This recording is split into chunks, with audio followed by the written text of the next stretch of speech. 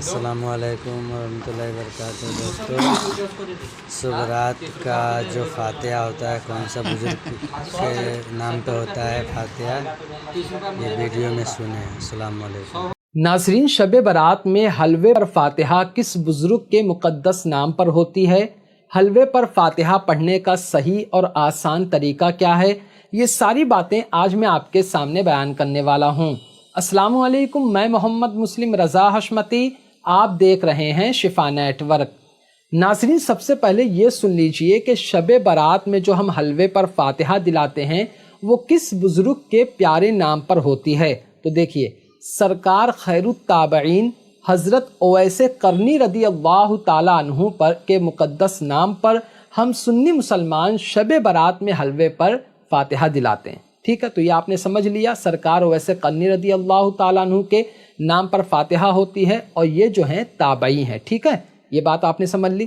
اب فاتحہ کیسے پڑھنا ہے وہ سنیے۔ اچھا، میں جو فاتحہ کا طریقہ بتا رہا ہوں یہ ان لوگوں کے لیے ہے جن کو فاتحہ کا طریقہ بالکل بھی نہیں آتا۔ جن کو فاتحہ کا طریقہ آتا ہے، یعنی جو امام صاحب وغیرہ فاتحہ پڑھتے ہیں، تب تو وہ وہی فاتحہ کا طریقہ پڑھیں گے۔ میں جو بتا رہا ہوں ان کے لیے جن کو فاتحہ کا طریقہ نہیں آتا ہے۔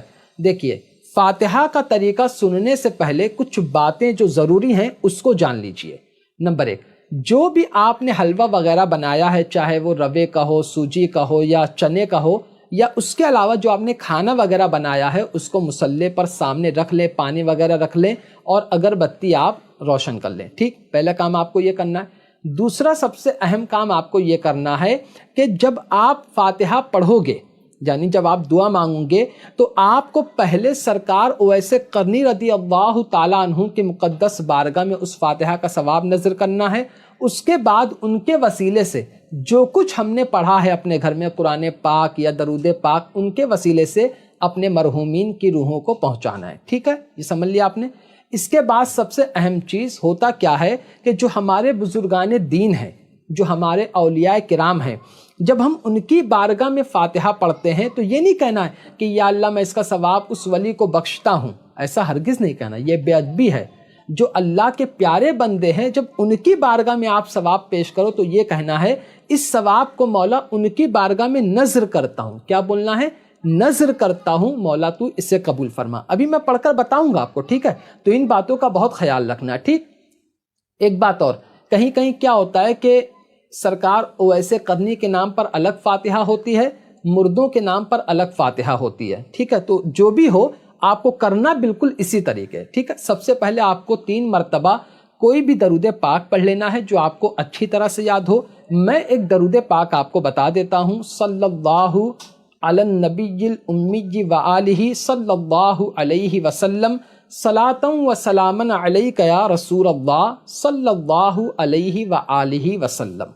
اس کے بعد آپ کو 1 مرتبہ سورہ فاتحہ، جس کو الحمد شریف کہتے ہیں، یعنی الحمدللہ رب العالمین الرحمن الرحیم، یہ جو سورت ہے آپ کو 1 مرتبہ یہ پڑھنا ہے۔ اس کے بعد آپ کو 3 مرتبہ سورہ اخلاص یعنی قل هو اللہ احد شریف پڑھنا ہے نا؟ اس کو پہلے آپ بسم اللہ پڑھو گے، پھر پوری سورت پڑھو گے، پھر بسم اللہ پڑھو گے، پھر پوری سورت پڑھو گے، پھر بسم اللہ پڑھنا ہے اور پھر پوری سورت پڑھنا ہے۔ اس طرح آپ کو 3 مرتبہ پڑھنا ہے۔ اس کے بعد اگر آپ کو آیت الکرسی یاد ہے تو 1 مرتبہ آپ کو آیت الکرسی شریف پڑھنا ہے، اور نہیں یاد ہے تو آپ کو پھر آخر میں 3 مرتبہ درود پاک پڑھ لینا ہے۔ اور اب آپ کو اس طرح دعا مانگنا ہے جیسا میں آپ کو بتا رہا ہوں۔ ٹھیک ہے، کافی غور سے سننا۔ یا اللہ، جو کچھ میں نے پڑھا ہے یا جو کچھ میرے گھر والوں نے پڑھا ہے اور جو کچھ ہم نے حلوہ وغیرہ بنایا ہے، کھانا وغیرہ بنایا ہے، ان سب کا ثواب تیری بارگاہ میں نذر کرتے ہیں، مولا تو اسے قبول فرما۔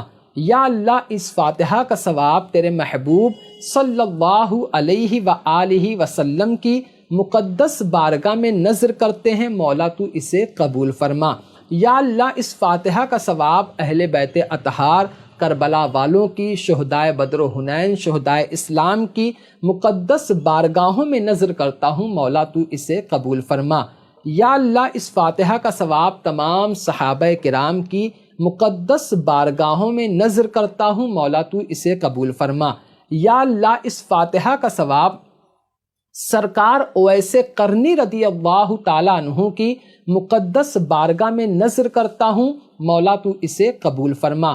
یا اللہ سرکار اویس قرنی کے صدقے میں اس فاتحہ کا ثواب ہمارے گھر کے مرحومین کو، ہمارے گھر سے جن لوگوں کا انتقال ہو گیا ہے ان کی روحوں کو عطا فرما۔